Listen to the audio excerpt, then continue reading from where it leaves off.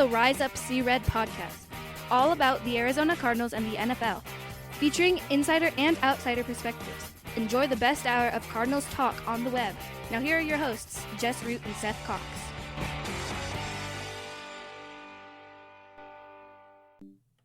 Hello, Arizona Cardinals fans, and welcome to the latest edition of the Rise Up See Red podcast. I'm your host, Jess Root from CardsWire.com, the USA Today NFL Wire site, and we have done it. We have reached the end of the opponent preview series. It is show 14 in 14 days, and we wrap up the series with the Cardinals' final NFC East opponent, the Philadelphia, whom the Cardinals face on the road, Week 17, New Year's Eve. The defending NFC champion, Philadelphia Eagles, that is.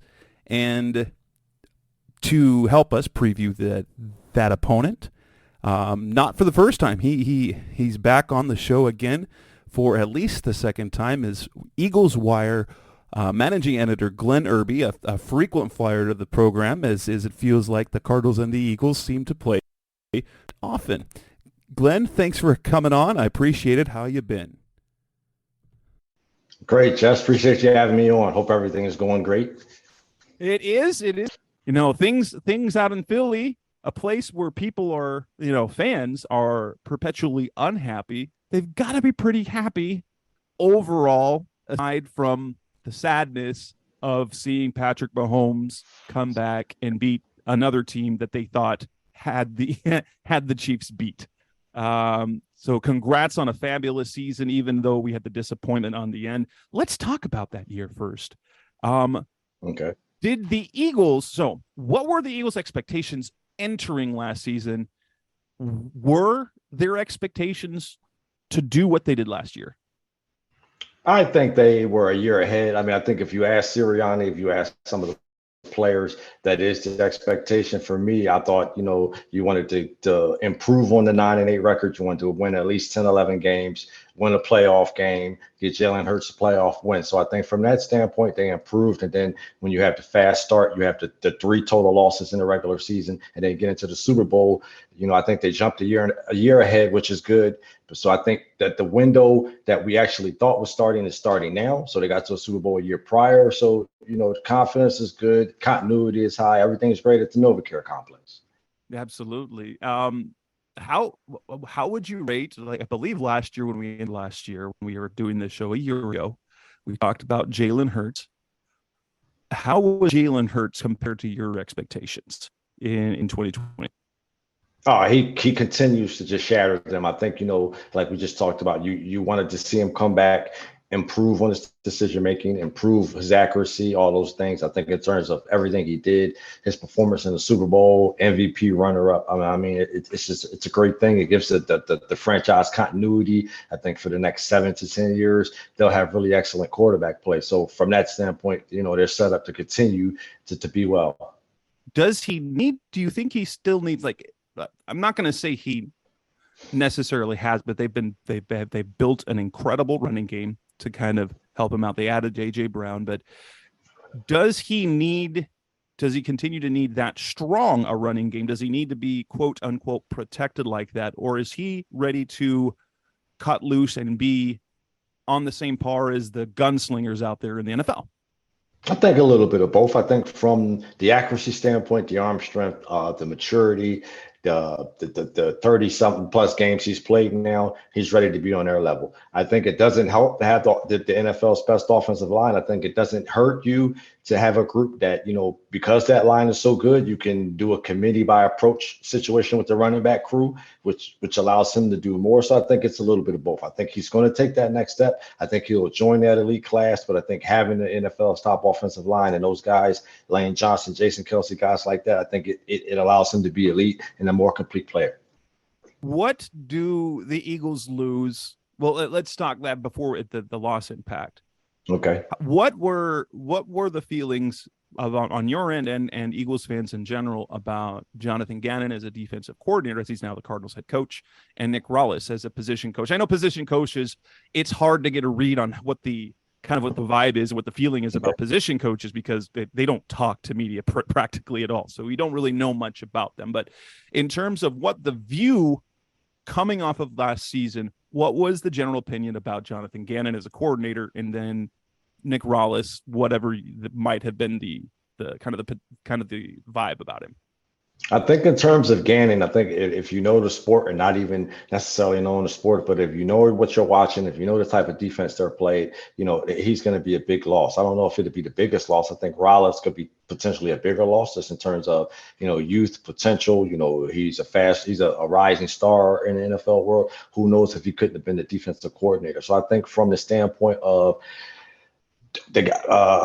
Gannon being a Vic Fangio disciple, the replacement being a Vic Fangio disciple, I think things will stay the same. So from that standpoint, you have some continuity, but I think, he's really diligent. He's a really efficient coach.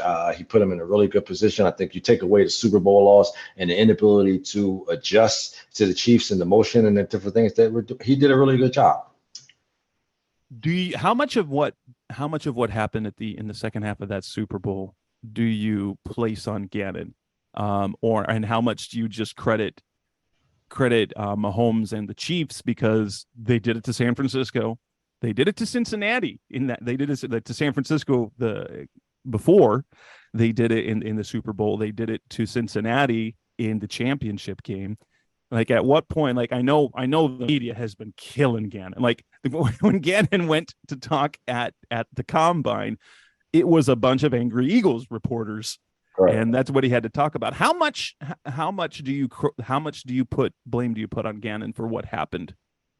I think he gets it all now because of the tampering situation and the way he got the job. So, I mean, it's on the players. I think everyone has to be prepared. Okay, they run the motion in the first half.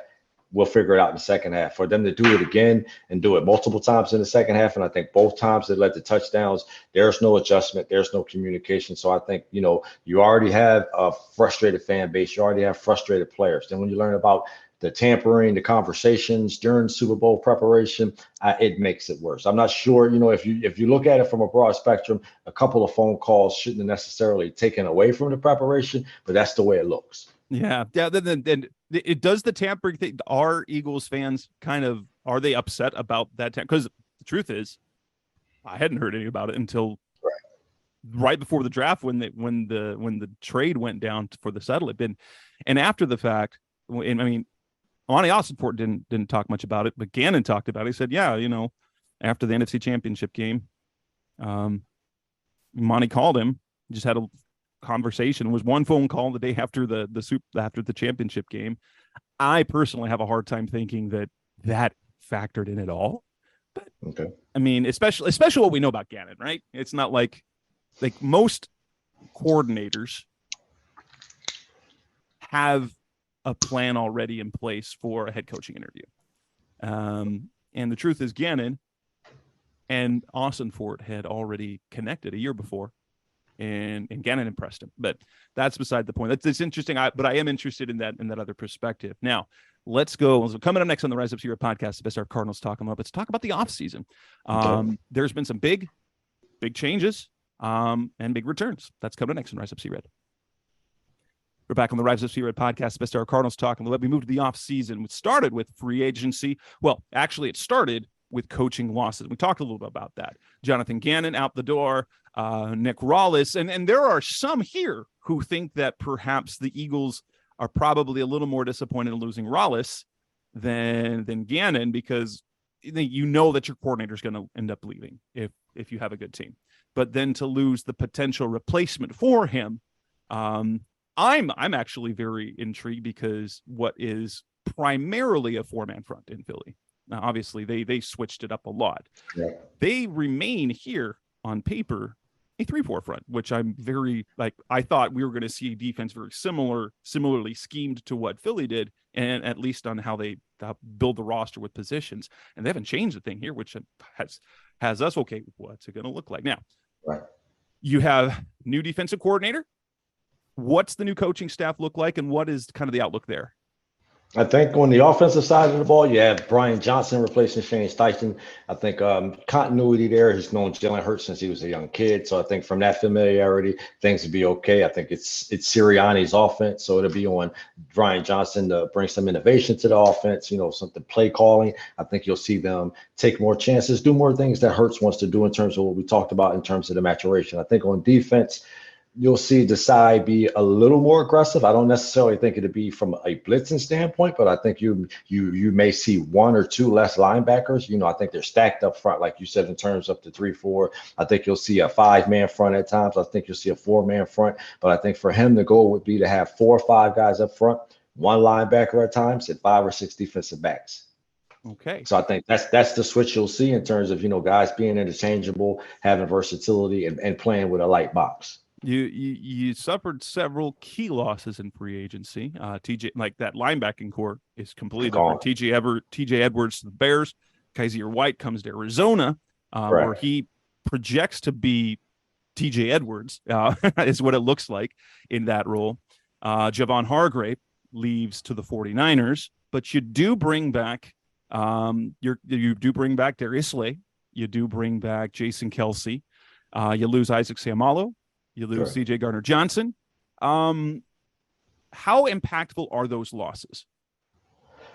They're big, but I think in terms of when you start looking at you're looking at the big picture, you start looking at compensatory draft picks, you start looking at additional assets, you start looking at the fact that for a lot of those guys, the replacement or the person that was going to take their position was already awaiting, was already here. I think it's it's a little lighter. I think when you're able to reload, you get into Kobe Dean, and then you get some of the you get a Nicholas Morrow, you get the draft picks, you get the 2 Georgia guys and things like that nature. It makes it okay. So it'll be an adjustment. I think getting Slay and Bradbury back was huge. You get Terrell Edmonds at safety. From an efficiency standpoint, from a discipline standpoint, he was probably a much better player than Gardner Johnson. Maybe not the splash, maybe not the interceptions, but in terms of how he plays, with the discipline he plays, I think it could be an upgrade there. So you have some losses, but I think for the most part, depending on how Carter plays and how Jordan Davis plays, the Hargrove loss may not even could be a minimal situation. Who were the impact gains in free agency? You mentioned Tremaine Edmonds. Who else were impact additions?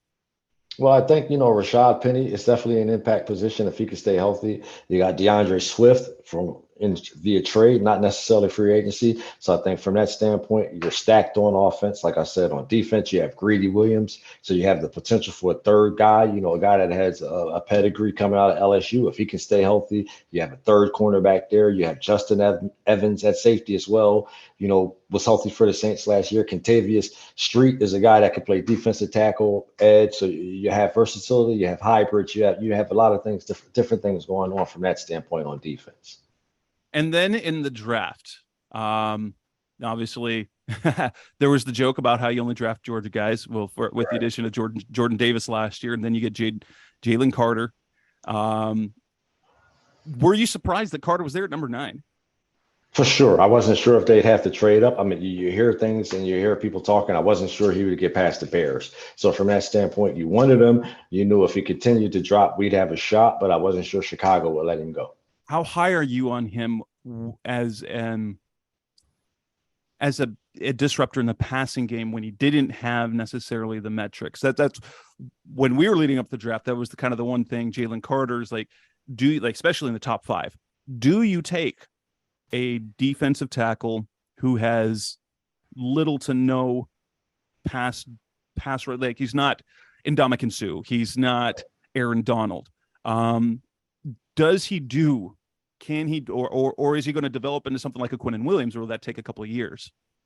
I think he'll develop rather quickly. I think you have the situation where you necessarily don't need him to be a pass rusher. I mean, Jordan Davis potentially could be a better pass rusher than him because of his explosiveness. So I think for those two, you want them to feed off of each other. You want them to complement each other. You still have Fletcher Cox. You still, like we said, you have Contavious Street. You have Milton Williams. You have a rotation of guys that are able to rush the passer, and that'll be on Sean Desai to figure out when to implement those guys and when to rotate them. But I think, in terms of the Georgia guys, I think they'll be impactful from day one.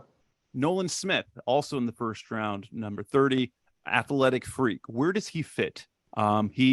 He's built more like off the ball, but has the speed. Like, he reminds me in some ways of Hassan Reddick, but kind of the opposite. Because he had the pass rushing production and was built more for off the ball. Smith played, I think he played a little more off the ball, but at sizes, you see Hassan Reddick and do that. But is he going to be able to do Reddick type things? I think so. I think, though, you would hope that he could turn into a weak side or off the ball version of a Fred Warner. So you don't necessarily want to put him in the middle. I mean, maybe, in year 2 or 3, you could start to do that in terms of schemes where he's on the field with Reddick. But I think you want to be able to get him on the field with Reddick at times. So in terms of using him as a traditional edge rusher, replacing, Brandon Graham with him. So I think you'll have situations where you use him as an edge rusher. I think you'll see situations where they drop him into covers because he's so athletic. I think you'll have situations where him and Reddick will both be in the games, and you'll have 2 Sam linebackers coming off the edge. So I think it allows versatility. It allows a lot of dynamic hybrid situations going on. And he's a great run stopper as well. I'm sorry. So from that standpoint, you definitely want to put him in the game because he's really efficient against the run. He's one of the highest graded run stoppers in college football last year. So from that standpoint, he continues to add value. Offensive lineman, so tackle Tyler Steen from Alabama, safety Sidney Brown out of Illinois, Kelee Ringo, cornerback out of Georgia, Stanford quarterback Tanner McKee. In my opinion, that was probably the wasted pick of the draft. I don't think much of McKee. And then I thought Moro Ojomo was going to go much higher in the draft, and you get him in round 7. What do you think of those selections, and where do they fit in now and in the future? I like them all. I think a lot of them are similar to last year. So you have a situation with Tyler Steen where he might be able to come in and start at right guard. You have Cam Jurgens, the second-round pick from last year, who's expected to slide to right guard. So you have a lot of versatility there. If for some reason something happens to Jordan Mailata, Tyler Steen just came out of a situation where he could play left tackle. You have a lot of guys that can do different things. I think in terms of Sidney Brown, he's the player to watch. I've talked about, the side maybe using him as a star, potentially using him like Jalen Ramsey, but I think it'll be a situation where you'll see him playing in the box. I think it allows for 3 safeties. I think you can see a situation where you see him, Edmonds, and Reed Blankenship on the field at the same time. So I think that's a great pick. Kelee Ringo, you would hope that it's just a red shirt season and he gets to learn from Bradbury and Slay. But if he comes in and shows that he can become a 3rd or 4th cornerback, there's been some talk of him potentially playing safety, then that's a benefit there. I think in terms of a Jomo, that's a guy you want to see. I look at him as a younger Kentavious Street in terms of his ability to play defensive tackle and slide down to the edge some. So I think even though he was drafted in the 7th round, he's a player to watch as well. Absolutely. Coming up next on the Rise Up C-Red podcast, Mr. Cardinals Talk on Mobile. Let's look ahead to the 2023 season where Eagles have high expectations. Let's talk about that coming up next on Rise Up C-Red. We're back on the Rise Up C-Red podcast, the best of Cardinals Talk on the web.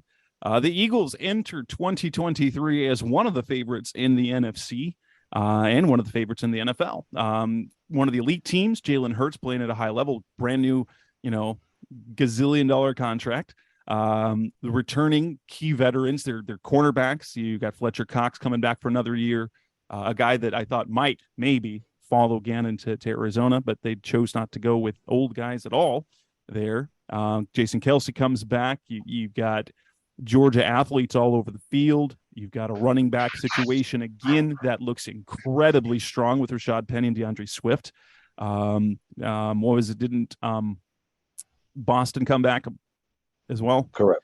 Scott's back as well. Boston Scott returns, and so you've got a backfield that is loaded and a quarterback who is incredible on the quarterback sneak, adding to that factor there, which if there's one thing, like I'll say one thing about like how the Cardinals use Kyler Murray. Kyler Murray is not a big fan of the quarterback sneak, for obvious reason. One, they almost play always in shotgun before. That'll change this year. And he doesn't have the frame. He's just not quite as big as Jalen Hurts. That said, the way they built that offense around him, I would have loved to see Kyler running a type of situation. But that said, we're talking about the Eagles 2023. How high are expectations, and what will fans be satisfied with anything other than another Super Bowl or potentially championship? I mean, it's the Eagles fan base, so I think from that standpoint, you're gonna have some that's gonna start the season out a little bit pessimistic anyway. It's the 50-50. You'll have your pessimists, you have your optimists. I think it's the toughest schedule in the league, if not one of those. So, the expectation is they may not go 14-3. You don't want to see a 10-7 season though. So I think from that standpoint, you don't want them to fall off a cliff. I don't think there'll be I think there's too much leadership, Jalen Hurts, other different things like that for there to be a Super Bowl hangover, but you certainly don't want them to take 2 or 3 steps back. So I think from that standpoint, that first game against the Patriots would be important. And then, winning the games you're supposed to. You have a rough stretch. You have the Cowboys in week 9, then there's a bye. And then there's like a 6 or 7 week stretch of just impossible games that, that include the Bills, Chiefs, and different things like that. So I think it's surviving that rough stretch and staying healthy for the most part at some of the most key positions. So ceiling is obviously return to the Super Bowl, potential championship. Correct. Reasonable expectations, what would they be?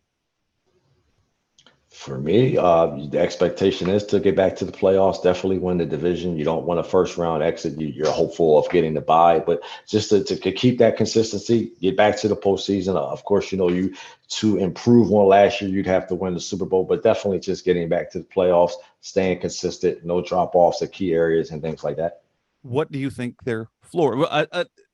Eliminating not like Jalen Hurts getting hurt, because we saw what that can. We see what happens to any team when their starting star quarterback gets hurt. If it's a reasonably healthy season, what does the worst case scenario look like for the Eagles? I think 12-5, 11-6, and that's just that's just not getting all the bounces and things not going your way, but straight up talent.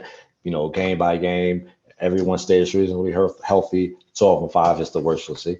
So that is quite the season of expectations when their floor is double-digit wins, and a first-round exit. That would probably be the worst case scenario with it. Aside from disastrous injuries, you're losing key stars at different positions, but and then obviously Eagles fans, I'm guessing, look at that Week 17 game against the Cardinals as sort of just a speck on the schedule, basically a get well game before the regular season finale. Depends on who you speak to. You get some fans that really want to win that game by like 40, and they could care less about getting ready for the playoffs. But with everything with Gannon and him taking Rollis with him, and I think Sirianni felt some type of way about that, and then the way he left. So there'll be some buildup for it. Now you're hopeful that Kyler Murray is healthy enough to play, and that the Cardinals are in a good enough position to where the game will count. But I think regardless, you're going to see starters play that game, and certain people are going to play with an emotion and an intensity and a want to really run the score.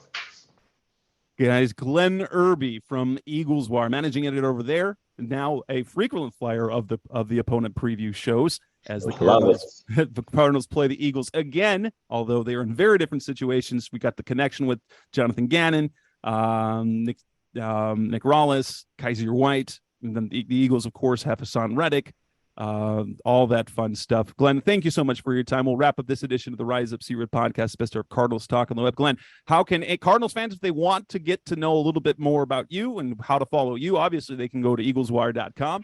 Anything social media wise that they can contact you on?